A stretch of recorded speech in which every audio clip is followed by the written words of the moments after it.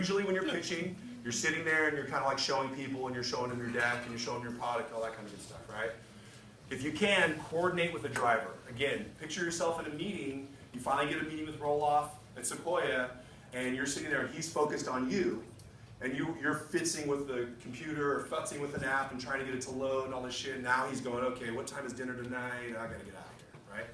You wanna have a driver who's synced with you, which means you have to practice.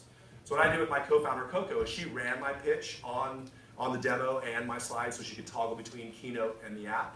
And I just talked, which means we practiced and perfectly synced. And it's like watching a great keynote, right? So have a driver, which means lots of practice. Eye contact and connection.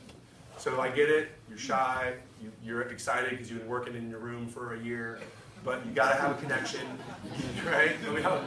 I've been fucking working on my startup for like 6 years, it's a nightmare. But I love it. But get eye contact with people, make a connection, just have a good conversation with people. So define the problem that you're solving. This is kind of obvious, right? But don't lead with this. Remember, you're leading with like, I'm Sunny, this is Coco, my co-founder. We have this cool app called Waiter that brings restaurant food to you. Let me show you how it works. Product, product, product.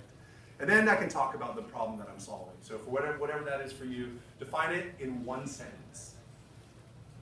Know the competition. So I'm giving you high-level kung fu on the pitch, but there's a key word right here. Who knows what the key word in those 3 words is? It's no. Don't talk about the competition. These are smart people.